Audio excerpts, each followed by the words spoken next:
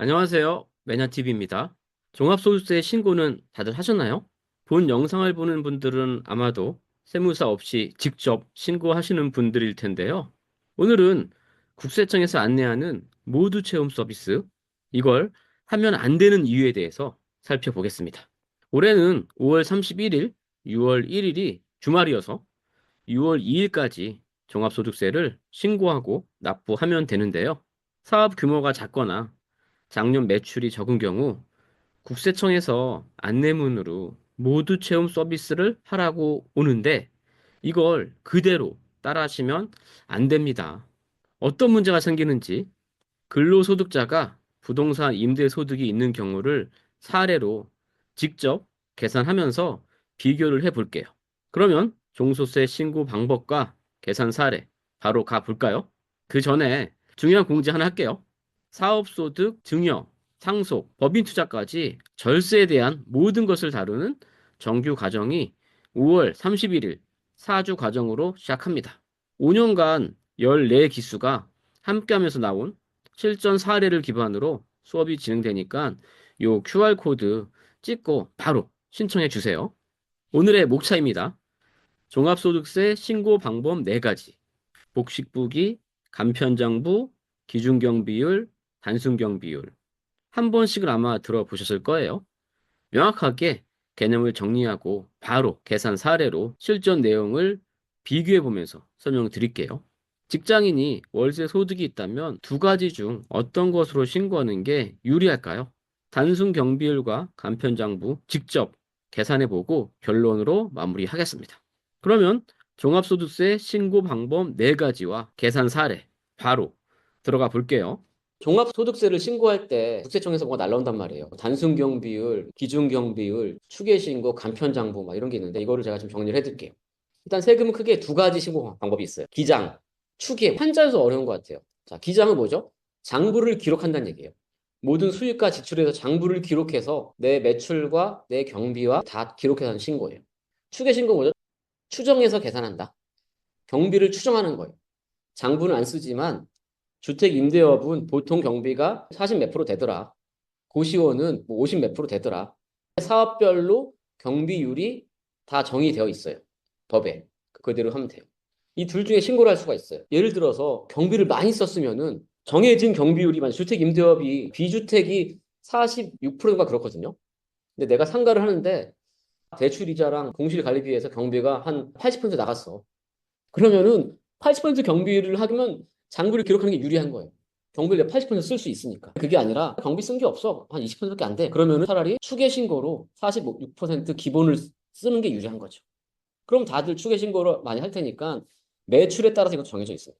크게 두 가지, 기장신고와 추계신고 나눌 수 있고 주택임대업이나 상가 이런 거는 특히 100% 장부 쓰는 게 유리합니다. 왜냐하면 공실, 대출이자 많거든요. 기장신고에 두 가지가 있어요. 장부를 기록하는데 복식부기. 혹시 이름이 어렵잖아요. 이건 회계 지적이 필요합니다. 이거는 사실 세무서한테 맡겨야 되고 매출 규모가 제일 클 때 복식부기를 하고 법인은 무조건 복식부기입니다. 그다음에 간편장부. 그냥 우리 가계부 쓰듯이 수익금액, 지출금액만 쓰면 돼요. 주택 임대업이라면은 매출은 뭐가 있을까요?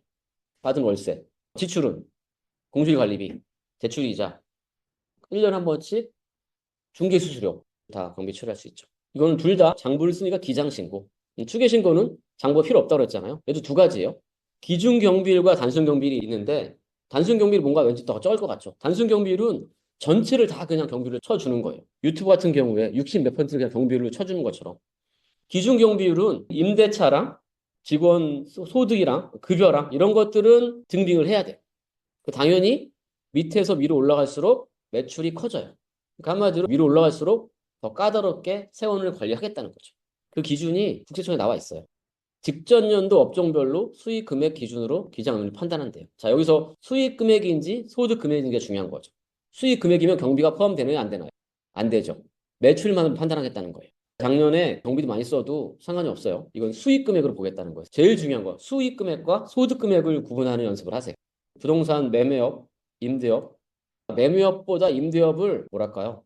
약간 불로소득으로 보는 이런 게 반영돼 있는 거예요. 그냥 제 생각에는. 그렇죠? 그래서 왜냐면은 부동산 매매업 6천만 원까지도 단순 경비를 할 수가 있어요.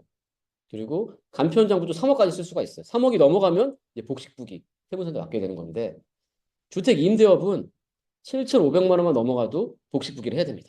그리고 2,400만 원 넘어가면 단순 경비율도 적용 못 해요. 자, 여기까지 개념을 다 이해하셨죠? 그러면은 제가 한번 세금을 계산해 볼게요. 상가를 한다고 할게요. 상가, 즉 비주거용 건물 임대업의 경우에는 단순 경비율이 41.5%예요. 즉 1년에 1,000만 원 벌면 415만 원은 경비로 떨어주겠다는 거예요. 나는 신고를 595만 원에 대해서 세율 곱해서 신고하면 돼요.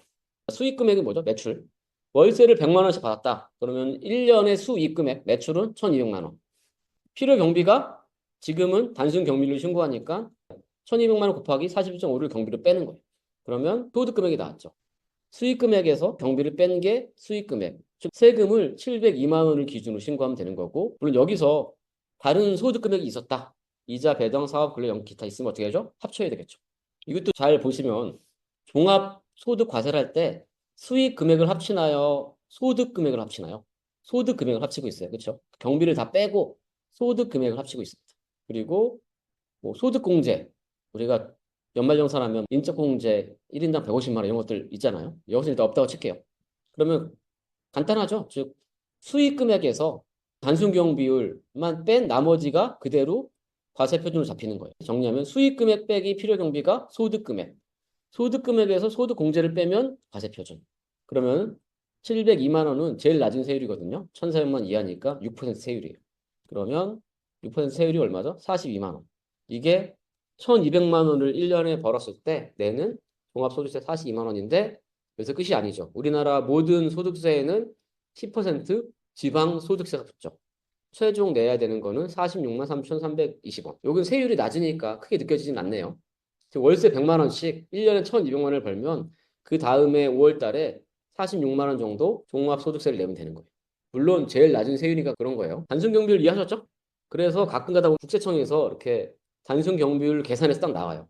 그러면 저도 처음에 모르고 그냥 이거대로 신고를 했는데 특히나 부동산 임대업 같은 경우는 이거보다 경비가 더 많거든요, 보통은. 내가 대출을 많이 받았다고 하면. 그리고 이제 공실 관리비 내가 내야 되지. 그렇기 때문에 단순 경비율로 무조건 신고하면 안 된다고 얘기를 해줘요. 이거는 모를 때 그냥 클릭하면 신고 쉽게 할 수 있는데 이렇게 되면 내 매출이 얼마인지 내 경비 얼마인지 모른단 말이에요. 그리고 대부분은 더 내가 손해를 볼 수도 있어요. 물론 5년 내에 경정 청구를 다시 신고할 수는 있긴 해요. 물론 여기서는 뭐죠? 다른 소득이 없다는 가정이었어요. 다른 소득이 있으면 합산해서 더 나오겠죠. 만약에 내가 직장인이고 대충 소득금이 5천만 원 된다. 그러면은 세율이 한 23%될 거예요. 그럼 세금은 한 800만 원 정도 나갈 겁니다. 어쨌든 단순 경우를 비교했고 이번에 또 장부를 써볼게요. 장부 쓰는 거 어렵지 않거든요. 자, 그래서 월세 100만 원, 1,200만 원이죠. 필요용비가 750이라는 이유는 자, 대출이자 월 50이니까 1년 600만 원. 그리고 중개수수료 100만 원. 재산세, 종부세 다 경비입니다. 임대를 하기 위해서 지출하는 금액이니까. 여기 또 뭐 있냐면 교통유발 부담금 뭐 이런 것도 있고 하다못해 전자세금용 계산서 4,400원도 다 경비로 넣을 수 있습니다. 자, 그러면 이번에는 얼마죠? 1,200에서 750만 원 경비를 빼니까 소득 금액은 450만 원. 아까보다 조금 줄었어요. 그리고 다른 소득 없다고 치고 소득공제도 없다고 치고 그러면 이 소득 금액이 그대로 과세 표준으로 잡히겠죠. 450만 원도 최저세율 6%입니다. 그러면은 세금은 27만 원. 지방소득세 포함하면 30만 원이 안 되네요. 아까보다 좀 더 낮죠. 이럴 때는 무조건 장부를 쓰는 게 유리한 거예요. 물론 다른 소득이 없다는 가정입니다. 이 두 개를 비교해 보면 단순 경비율로 하면 498만 원이 경비인데 실제 내가 쓴 거라면 750만 원. 이렇게 해야지 내가 실제 사업을 운영하면서 몸을 썼는지 알 수 있잖아요. 그래서 이제 이거를 경비율로 따져보니까 얘는 41.5%인데 장부를 썼을 때는 62.5%. 장부 써야 되겠죠? 장부를 무조건 써야 되는 경우도 있습니다. 이거 비일비재가 일어납니다. 필요 경비가 수익부 금액보다 더 커. 마이너스라는 얘기죠. 여기가 지금 그렇다고 합니다. 자, 현실을 보세요. 대출이자 월 80만 원이야. 260만 원이죠. 공시관리비 월 20만 원, 240만 원. 중개수수료 또 내야 되죠. 재산세 50만 원 하면은 월세는 1,200만 원 받았는데 나간 게 1,350만 원이야. 그러면은 소득 금액이 마이너스가 됩니다. 그러면은 뭐 세율을 곱할 것도 없죠. 과표도 없죠. 그러면은 필요 경비율이 매출보다 더 높아. 112.5%. 이럴 때는 무조건 간편장부를 써야 돼요. 왜냐하면 보세요. 나는 소득도 없는데 내가 모르고 이제 클릭해서 이걸 냈다. 그럼 나는 세금 낼 필요도 없는데 46만 3천을 낸 거예요. 또 하나 이 마이너스 150만 원을 아까처럼 누적해서 15년 동안 차익이랑 합산해서 털 수가 있는데 그 기회를 놓치는 거예요. 적어도 오늘 우리 배웠으니까 사업을 하면 단순 경비로 신고는 무조건 하지 않는 게 좋겠다라고 말씀을 드릴게요. 오늘의 결론입니다. 종합소득세 신고 시 부동산 임대업처럼 필요 경비가 많다면 장부를 쓰는 게 더 유리합니다. 대출이자, 공실관리비, 중개 수수료 등 모두 경비로 사용하면 절세를 할 수가 있거든요. 오늘은 이렇게 마무리하도록 하고요. 5월 31일 시작하는 부동산 세법 동아리 구세동 14기를 신청하면 종합소득세는 물론 취득세, 양도세, 증여세, 상속세까지 상세하게 배울 수 있으니 바로 QR코드 찍고 신청해 주세요. 제가 운영하는 절세입법 톡방에서는 다양한 사례의 질문과 답변을 받고 있으니까 요 QR코드와 참여 코드로 입장해 주시면 되고요.